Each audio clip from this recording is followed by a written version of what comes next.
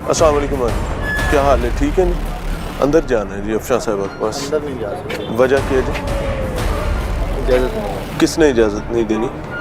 आज next day है हमारा, हमें नहीं पता कि नेक्स्ट डे है, फर्स्ट डे है? फर्स्ट डे है। सिक्योरिटी बदल दी है। पहला दिन, हाँ सिक्योरिटी बदल। अच्छा, मुझे ये बताएं कि अफशां साहिबा के घर हमें जाना है और वो अंदर उनसे बात हुई है जी, उन्होंने ही आपको भिजवाया माँ जी? ਆਪਣੀ ਭੈਣ ਨੇ ਆਖਿਆ ਇਹਨਾਂ ਨੂੰ ਆਪ ਹੀ ਆਖਿਆ उन्होंने कहा है ना कि अंदर आ जाओ, हाँ, तो आने दिन बात खत्म हो अंदर गई। सर आप नहीं आ सकते, हमें इजाज़त नहीं है। अगर वजह क्या है, किसने इजाज़त देनी है? हमें नहीं पता ना। देखिए मेरी बात सुने, ये सरकारी महकमा है ना, हाँ। तो यहाँ पर इजाजत किसे लेनी पड़ेगी? और अंदर घर है, घर में बुला रहे हैं जिनका हमें मौकफ चाहिए, सर, आप जिनका उन्हें- शॉट चाहिए, उन्हें बाहर बुला लें, वो आपको खुद ही अंदर ले जाएं। हमारी हम आपको अंदर नहीं उन्होंने भेजा है ना माँ जी, आपको उन्होंने भेजा है अंदर। ऐसे जबरदस्ती ना करें। एक सेकंड एक सेकंड एक सेकंड एक सेकंड सर मेरी बात सुनिए। आगे अंदर आगे। नहीं झगड़ा नहीं है मेरे भाई इसमें। देखिए मेरी बात सुनिए, यहाँ कोई अल्लाह माफ करे बच्चे रहते हैं ना, कोई ऐसी झगड़े वाली बात ही नहीं है। आगे फाइनली जी, काशाना ये वो घर है बेसिकली जहां रियासत उन बच्चों को रखती है जिन बच्चों का तहफ़्फ़ुज़ कोई एहसान नहीं है। तहफ़्फ़ुज़ पे सवालिया निशान पैदा हुआ है और हमें अंदर एंट्रेंस किस तरह लेनी पड़ी है। अल-अमान अल-हफ़ीज़। मैं सिर्फ इतना कहना चाहूँगा कि खुदारा आपके घरों में भी बेटियाँ हैं, ये हम तमाम कौम के बच्चे हैं जिनके सरों पर माँ बाप का साया नहीं है। रियासत की जिम्मेदारी तब बढ़ जाती है। चल रहे हैं जी अंदर, और अंदर चल के समझते हैं कि मामला हैं क्या, इस खूबसूरत घर को जेल क्यों बना दिया गया। अंदर चलते हैं जी। तो ये वो मनाजिर थे जब काशाना, जो कि एक सरकारी इदारा है, इस सरकारी इदारे के अंदर एक सुपरिंटेंडेंट का घर है जो अफशां लतीफ़ साहिबा के पास मौजूद है। अफशां लतीफ़ साहिबा की जानिब से इनकी घर की आया को बाकायदा गेट पर भेजा गया हमें रिसीव करने के लिए, क्योंकि वो अपना मौक़िफ़ देना चाहती थी, वो हमसे बात करना चाहती थी। लेकिन जो हाल ही में बल्कि आज ही नए तैनात किए जाने वाले सिक्योरिटी गार्ड हैं, उन्हें हुक्म दिया गया था कि अफशां साहिबा के घर मीडिया वालों को नहीं जाने देना और इनको मीडिया एक्सेस नहीं दी जाएगी। हैरान कुन भी है, डिपार्टमेंट के लिए शर्मनाक भी है। मैं हैरान हूं कि आप कैसे किसी भी पाकिस्तानी को उसका मौक़िफ़ देने से रोक सकते हैं। बहरहाल इशू को डाइवर्ट करने की बजाय मैं डायरेक्टली, हमारे साथ मौजूद हैं अफशां लतीफ़ साहिबा, thank you very much ma'am for your kind time. रहनुमाई फरमाइएगा कि ये तमाम मामला जो कि बच्चों के हवाले से, मेरे ख्याल से बच्चों का मामला वैसे ही डेलिकेट होता है, बड़े प्यार से लेकर चलने वाला होता है। रियासत, महकमे, इदारे, आप लोग बच्चों के लिए सर्व करते हैं, प्रॉब्लम क्या हुआ? प्रॉब्लम जब यहाँ पे मुझे तैनात किया गया 6 अप्रैल को, उसके बाद हमारी डायरेक्टर जनरल थी अफशां किरण इम्तियाज़, जिनका मुझ पे बेइंतहा प्रेशर था यहाँ पे। जो अंडर एज लड़कियाँ थीं, बच्चियाँ थीं, उनकी शादियाँ करवाने के लिए उनको उसके साथ ही उनके अहकामात थे कि उनके लिए जो रेसिडेंस हैं, जो रूम्स हैं, वो अंदर ही तैयार किए जाएंगे शादी के बाद जी, और उनका स्टे अदारे के अंदर ही होगा। अच्छा, यानी कि किरण साहिबा जो थी, वो आपकी साबिका डायरेक्टर, वो ही चाहती थी कि बच्चों की शादियां करवाई जाए जी, कम उम्री की शादियां जी, जो कि पहला जुर्म, जी, और दूसरा जुर्म ये कि उनको शादी के बाद जो कि किसी और की बीवी बन चुकी होगी, उनको भी इदारे के अंदर ही कमरे दिए जी। कानून इस पे क्या कहता है? कानून अंडर एज लड़कियों की शादियों के में हमारे कानून में कोई गुंजाइश नहीं है, बल्कि ये जुर्म है। जी बिल्कुल। और हमारा अदारा बच्चियों के पढ़ाने के लिए है, उनकी तरबियत करने के लिए है, उनको माशरे का एक कारआमद शहरी बनाने के लिए उनको तालीम दी जाती है। दी जी हमारी शादियाँ करवाना चाह थी, जो 18 साल की बच्चियाँ, उससे भी छोटी बच्चे 17 साल की उनकी शादी हो जाए, और अलग अलग तरह के बूढ़े आदमियों को, 50-60 साल के आदमियों को बुला के ऑफिस में उठाती थी और हमें कहती थी तैयार हो किया हो, और हमें दिखाती थी। और वो लोग जब पसंद करते थे और इधर कमरे डेकोरेट किए जाते थे, इधर बच्चियों के साथ रहना और इन आदमियों ने इधर रहना, बाद में वो लड़के और आदमियाँ इधर आ करेंगे, और बहुत सारे आदमी इधर आते थे और हमारे से बहुत अजीब तरह का सलूक करते थे और बहुत गंदी नज़रों से देखते थे। वो जो कमरे डेकोरेट किए जा रहे थे, वो उन्हीं के लाए हुए कुछ आदमी थे, और हम लड़कियों को कहते थे कि त्योहारों के नीचे आओ, हमें उनको दिखाया जाता था ताकि वो हमारे रिश्ते रहे, और वो इतनी बड़ी बड़ी उम्र के लोग होते थे। तो 4-7 साल इसके करीब यानी कि 40 तक इससे भी बढ़कर होते थे। और हम नहीं चाहते कि डीजी मैम दोबारा आए इस कशाना में, तो ये कशाना फिर से तबाह हो जाए और यहाँ का कोई भी शख्स बंदा नहीं आना चाहिए। मैंने यहाँ पे चार्ज लेने के बाद जो सबसे पहले यहाँ पे काम किया, जिसकी मैंने ज़रूरत महसूस की, वह यहाँ पे बच्चियों के लिए मस्जिद बनाना थी, ताकि उनकी दीनी और दुनियावी तालीम दोनों की जा सके यहाँ पे।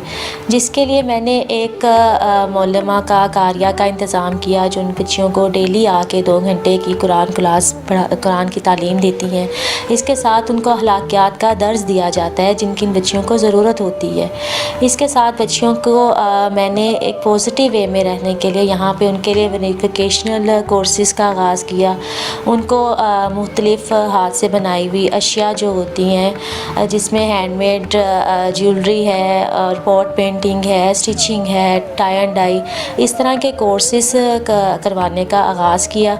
जिसकी 21 अक्टूबर को यहाँ पे बाकायदा उनकी हाथ से बनाई हुई चीज़ों की नुमाइश का भी एहतमाम किया गया, जिसको सरकारी जो हमारे फ़ीमेल MPS थी वो आई, हमारी डायरेक्टर जनरल आई, मैंने बहुत जी बहुत अच्छा रहनुमाई फरमाइएगा कि ये तमाम चीज़ें तो आपकी रिस्पॉन्सिबिलिटीज जी बिल्कुल आपने अदा की आपके मुताबिक। जी हम ये समझना चाहेंगे कि बच्चे क्या यहाँ पर गैर महफूज थे प्रेशर की वजह से? बिल्कुल, क्योंकि बच्चियों को डायरेक्टली ये उनके सामने उनको थ्रेट किया जाता था कि आप सबकी शादियां करवाई जाएंगी। उनके सामने मुझे अहकामात दिए जी DG आई थी, उन्होंने बहुत बुरे तरीके से सबसे बात की थी। अगर हम उनकी कोई बात का जवाब भी देते थे तो वो हमें बुरे तरीके से बोल के कहती थी अपनी आंखें नीचे रखो। बहुत बुरे तरीके से थी, चिल्ला के गंदी वर्डिंग यूज़ करती थी। और क्या उसका नाम है, लड़कियों के लिए रिश्ते लाती थी, उन्हें दिखाती थी। और साइमा के जो भाई आए थे उनमें से एक को कहती थी, इधर लड़की थी कि उससे इसकी शादी कर देंगे और इससे फिर यहीं पे ही कुक बना देंगे और यहीं पे ये रहा करेगी उसके साथ ही। और यहाँ तक कि ये कहा था उससे कि तुमने अपने घर वालों को भी नहीं बताना, छुप के शादी करेंगे और इधर ही रहेंगे। तो फिर हमारी मैम अफशा ने उनके खिलाफ एक्शन लिया और अब उन्हें भी निकाला जा रहा है। शादी अगर कम उम्री की ना हो तो शादी के हवाले से कानून क्या है इस इदारे में? शादियों के लिए इन सब के गार्डियंस मौजूद हैं, इनके घर वाले मौजूद हैं, उनकी रज़ामंदी से उनके बताए हुए रिश्तों पे शादी की जाती है। हमारा काम असिस्ट करना है, उनको जहेज़ देना है, उनको खाना देना है बच्चियों को, ये हमारी ज़िम्मेदारी है। और उससे पहले भी हमारी ज़िम्मेदारी बच्चियों को एजुकेशन देना है। उसके बाद जो उनकी फ़ैमिली उनके लिए डिसीजन लेती है, उन्होंने पढ़ना है, उनकी शादियाँ के बाद उनकी फ़ैमिली का डिसीजन है, वो हमारा डिसीजन नहीं होता। आपने इदारे को ये तमाम मसाइल लिखे? जी बिल्कुल, मैंने इसका क्या जवाब? मैंने अपने डिपार्टमेंट में रिटर्न कंप्लेन अपनी फॉरवर्ड की थी कि मुझे यहाँ पे ये थ्रेट किया जा रहा है, ये प्रेशराइज़ किया जा रहा है और इस मामले को प्लीज़ लुक आफ्टर करें, इस मामले को देखा जाए कि प्रेशर मेरे पे डाल रहा है, क्योंकि मैं बताए बगैर इस प्रेशर को बेयर नहीं कर सकती थी और ना मैं किसी के कहने पे प्रेशराइज़ होकर बच्चियों के साथ नाइंसाफ़ी कर सकती थी। यहाँ मेरी हैसियत उनकी कस्टोडियन की है। मेरी अपनी 3 बेटियाँ हैं जो इनके साथ बिल्कुल घुल मिल के रहती हैं। उनका खाना पीना, बैठना, उठना, खेलना बिल्कुल इन बच्चियों के साथ बहनों की तरह, और ये बच्चियाँ भी मेरे लिए अपनी बेटियों की तरह ही हैं।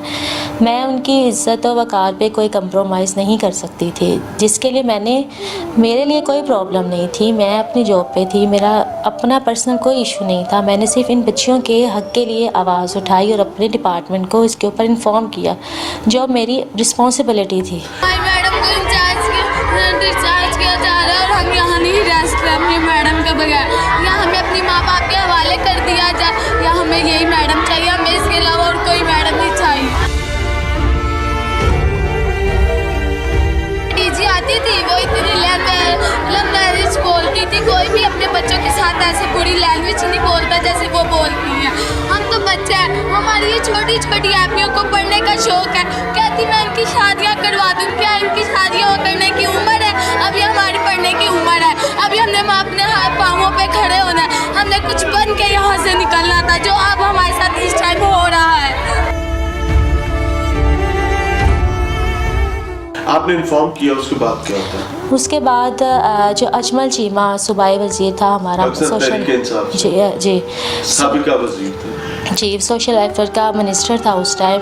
उसने अदारे में सरप्राइज़ विज़िट करके जो यहाँ पे सुपरिटेंडेंट का शाना की सीट थी, वो अफशान लतीफ़ की सीट नहीं थी, वो सुपरिटेंडेंट का शाना की सीट थी, जिसको आके उसने ऑक्यूपाई कर लिया। उसने अपनी हैसियत का नाजायज़ फ़ायदा उठाया, मिनिस्टरशिप का मुझे थ्रेट किया उसने। वो आके मेरी सीट पे कब्ज़ा करके बैठ गया। मुझे उसने अपने सामने मुजरिमों की तरह बैठा दिया, मेरे स्टाफ को तलब कर लिया, सबको।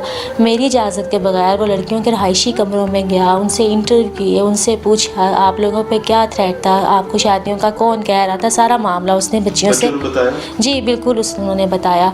फिर उसने बच्चियों से पूछने के बाद और इस पूरे काम में उसने मुझे मेरे ऑफिस में ही बैठा के रखा।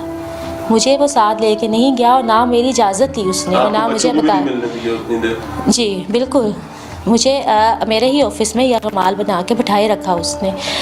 बच्चियों से बात करने के बाद उसने मुझसे पूरा मामला पूछा, तुमने क्या कंप्लेन की है, जिसके ऊपर मैंने उनको पूरा मामला बताया। जी 5 अगस्त को इंक्वायरी का आगाज़ किया CMIT ने, जिसमें अजमल चीमा मिनिस्टर की हैसियत से मौजूद थे। शुरू से ही एक थ्रेट का फैक्टर मेरी पूरी कार्रवाई में रहा है। CMIT ने मुझे 5 अगस्त को तलब किया अपने दफ्तर में। उनके मेंबर जनरल नदीम वराइच ने मुझसे पूरा मामला पूछा, जो फैक्ट्स थे मैंने उनको सब बताए, मेरे ये एलिगेशंस थे, मुझ पे ये प्रेशर था। जिसके बाद 8 तारीख को नदीम वराइच ने अदारे का विज़िट किया बग़ैर मेरे डिपार्टमेंट के रिटर्न अप्रूवल के। लड़कियों के रहायशी कमरों में गया, उनके वॉशरूम्स में गया। उसके साथ नदीम वराइच साहब के साथ कोई ख़वातीन मौजूद थी या अकेले? एक खातून थी उनके साथ। वो कौन थी? SO थी वजीहा वुमेन डेवलपमेंट से। जी, लेकिन दोनों का किरदार जो था बहुत बाइस था मेरे साथ, मेरे स्टाफ के साथ, बच्चियों के साथ। बच्चों ने अपना मसला उन्हें बताया? बच्चियों ने बिल्कुल बताया उनको मसला। जब उन्होंने बच्चियों से मुलाकात की तो उस पर मुझे नहीं बिठाया गया था, उन्होंने अकेले मुझसे बात की। बच्चियों को उन्होंने डराया धमकाया। क्या? यस, कि आपने जो ये कंप्लेन की है, आपको सारी ज़रूरियात जो हैं अदारे की वो DG दे रही हैं, आपका अदारा नहीं दे रहा, ये DG आपको सब कुछ दे रही है, जिसके खिलाफ आप बात कर रहे हैं। आपने जो भी एलिगेशंस लगाए हैं, बच्चों को उन्होंने डराया। बच्चों को डराना आसान है, कोई शक नहीं, ठीक है। बच्चियों को डराया धमकाया कि अपनी कंप्लेन जो है वापस लें।